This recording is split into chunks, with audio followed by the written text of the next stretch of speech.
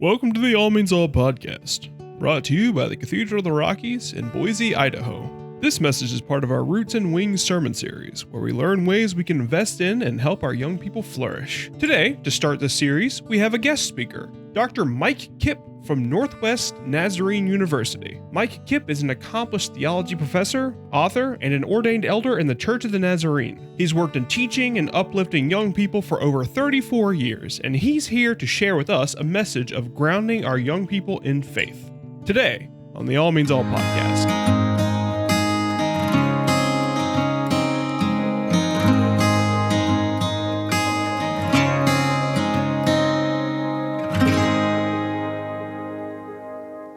Good morning, Cathedral.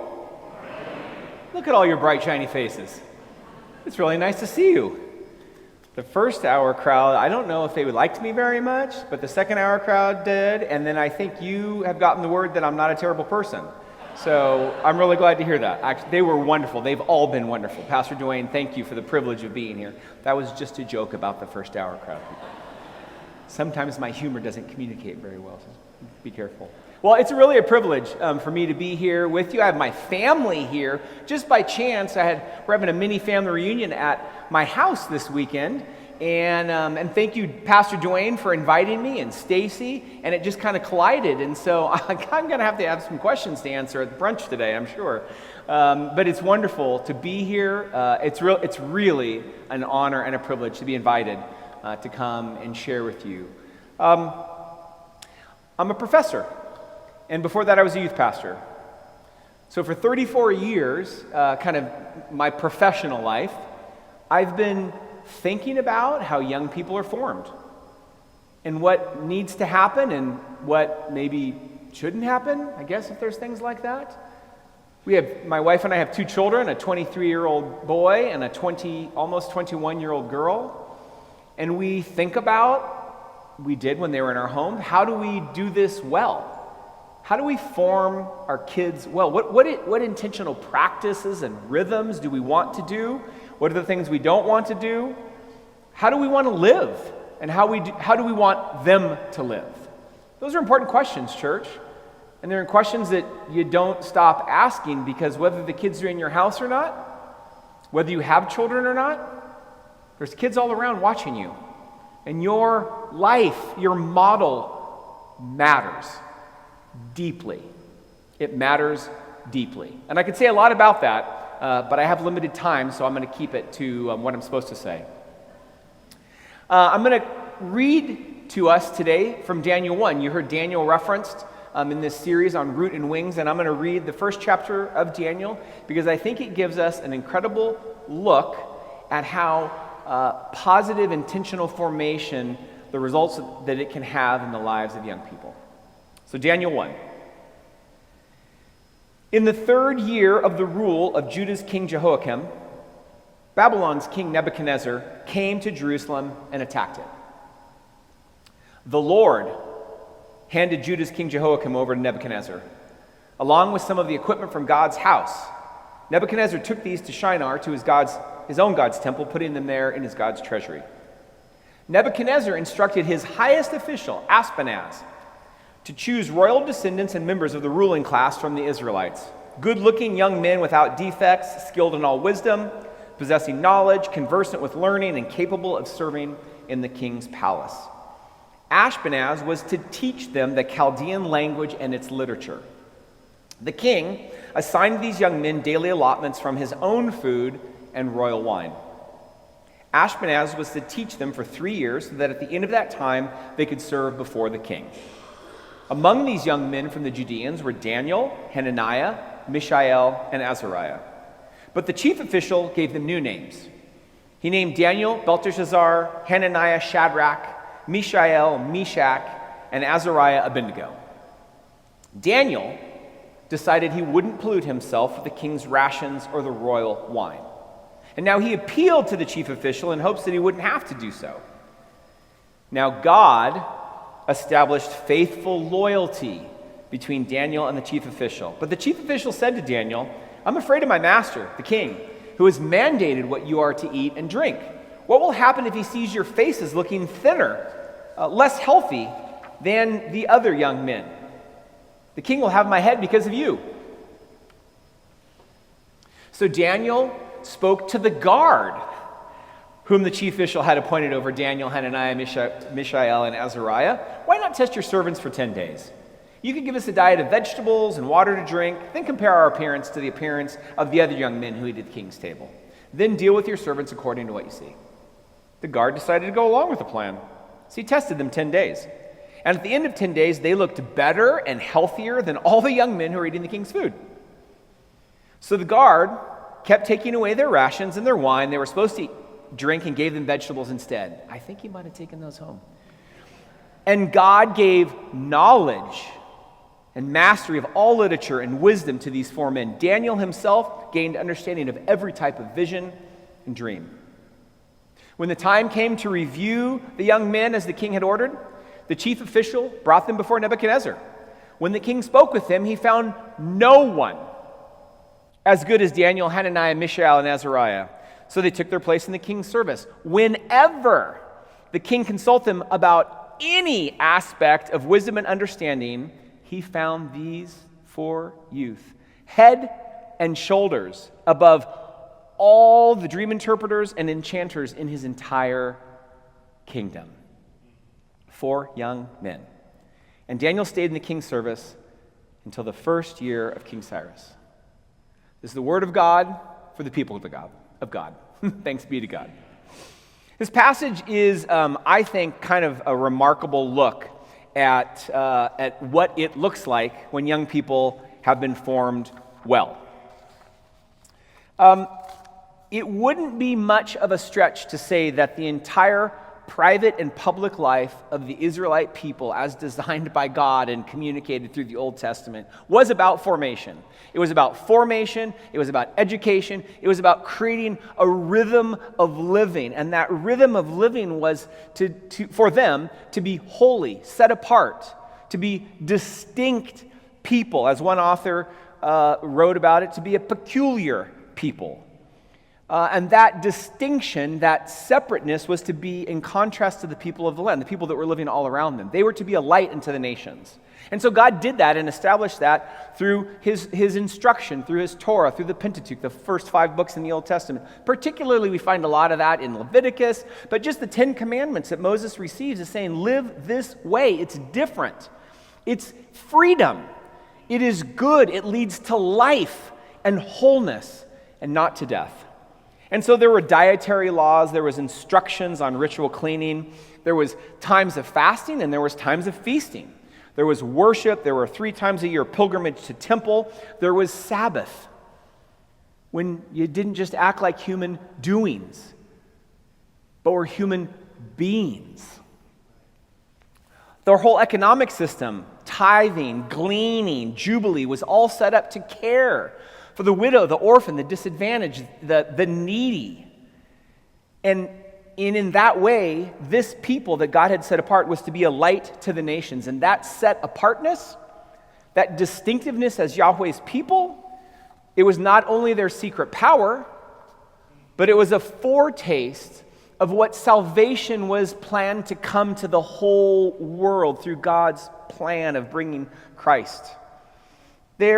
God's gracious and loving and intentional plan of our God was to give Israel freedom. But sometimes, the things that we think are freedom actually enslave us. And so Israel ends up enslaved because they thought that God's laws were too cumbersome and too difficult, and so instead they lived like the people of the land, and they were enslaved. They were in exile. Sometimes the things that we think we can consume can consume us. And so although God had laid out his plan for freedom and living, that plan was thwarted temporarily by Israel's disobedience.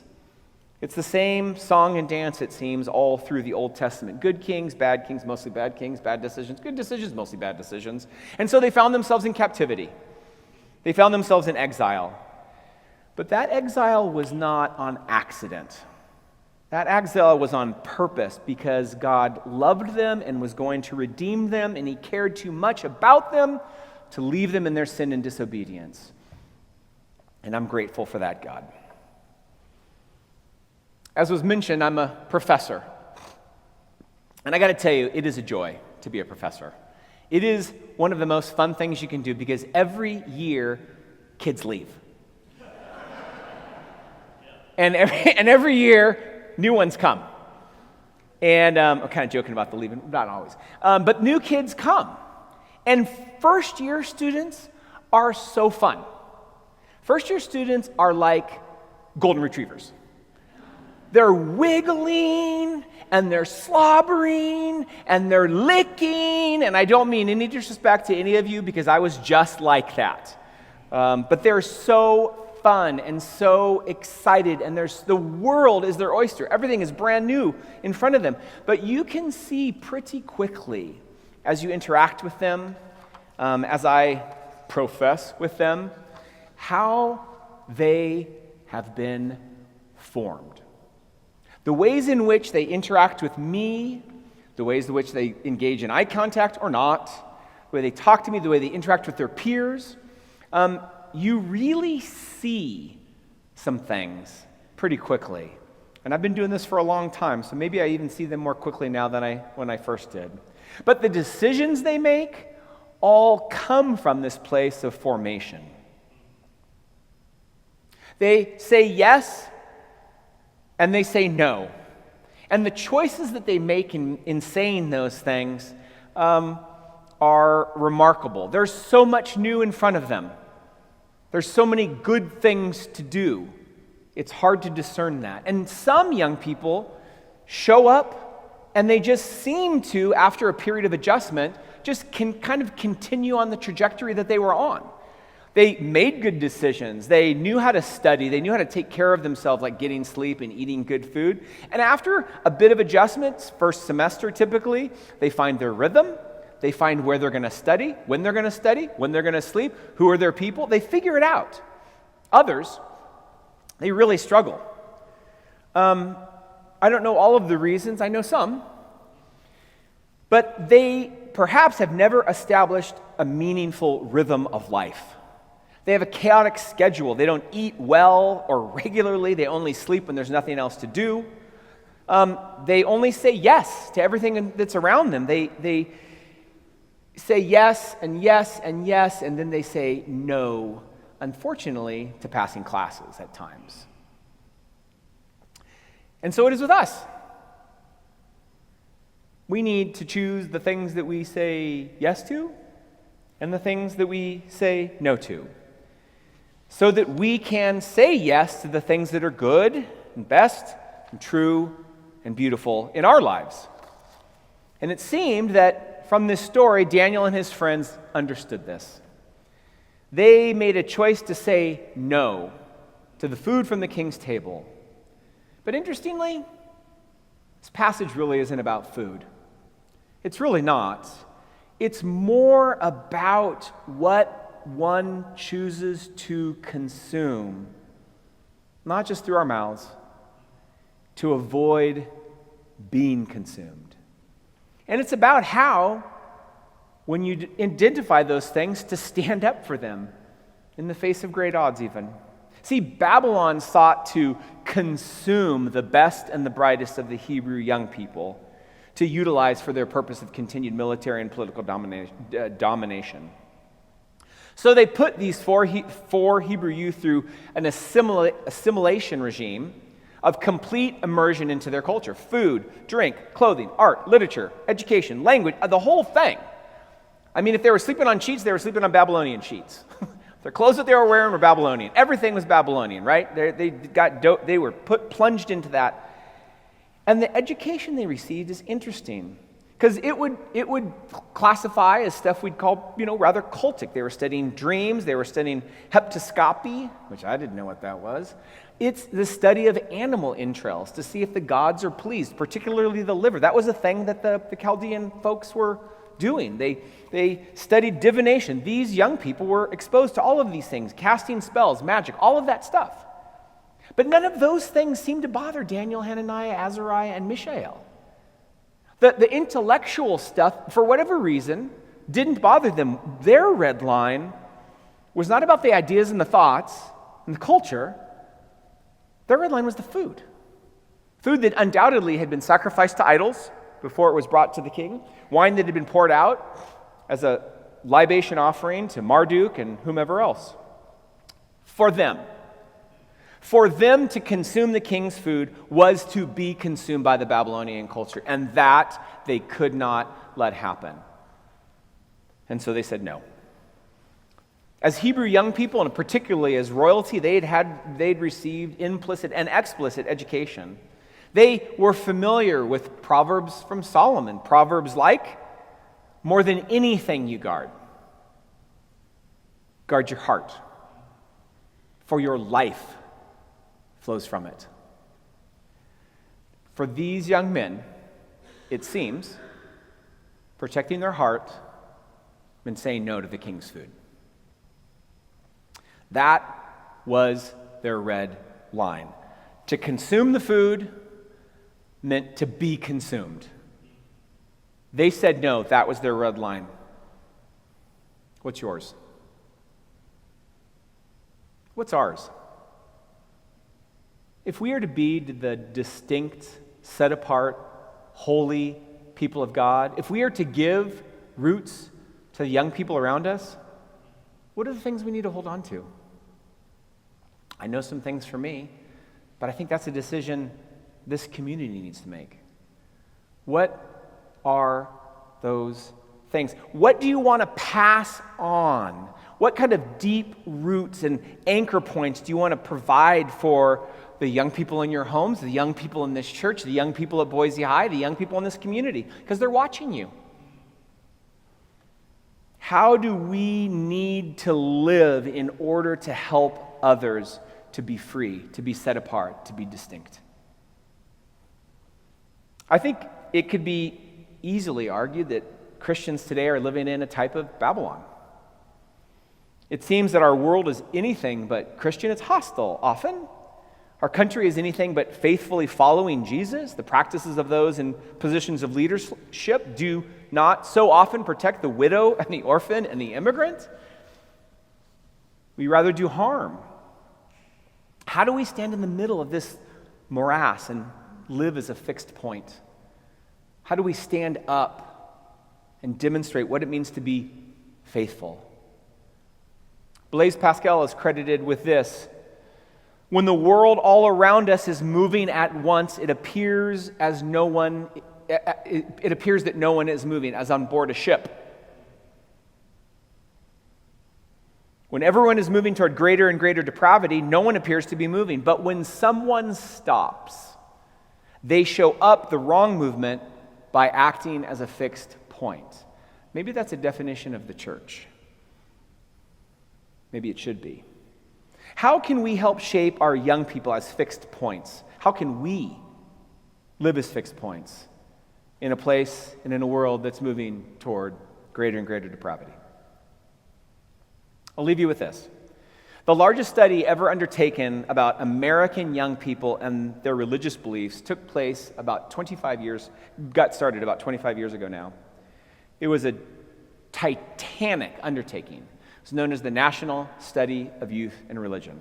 Perhaps you're familiar with that. If you're not, Google it. It's crazy, the work they did. 4 or 5 different books came out from all of their research. Really remarkable stuff. Remarkable stuff. It began with nationally representative, in-person, 4-hour interviews, roughly 270 around the country. That was just wave 1. And then thousands of phone surveys. And all of that information was recorded and transcribed and then coded. It's a lot of work. I've done tiny studies like that. I can't imagine how much work this would be. And after all that work, all that research, all that travel, hundreds of hours of recordings, millions of dollars. You know what one of the primary takeaways was from the first wave of research? It's going to really surprise you. If you want a young person to follow God closely, they defined that with things like read their Bible, pray on their own, go to worship, not just go to worship, serve the needy, give and be generous, then those closest to them should model those behaviors. Does that surprise anyone? It's not that surprising, right? Saying to a young person, yeah, don't do what I do, just do what I say, it doesn't work, it never has. Were you ever told that? Yeah, and you laughed like now, and you probably laughed like that then. Because the person's modeling is so powerful. So how are we to model those behaviors? If we want young people in our home and in our community to live it out, then we must. There's good news, though. There's good news. You don't have to do this alone. In fact, you can't. Only by the power of the Holy Spirit and in community with the church is there hope, and there is a lot of hope. This is God's plan A for the salvation of the world. Us. So let's band together and do something about it. Daniel 1 provides a powerful look at 4 young people who were intentionally formed by both their families and their community. And as a result, even when in a hostile culture, completely hostile to their way of life and belief system, they discerned how to navigate the decisions that need to be made. They made choices, they said yes and they said no to things that helped them to live freely and lightly, to not be consumed, to not be enslaved, but to be set apart, holy and clean. May God help us today to live in ways that hold on to what we must hold on to model for those around us, for those in our homes, for those in our community, what it means to be distinct, set apart, holy, and free. Amen.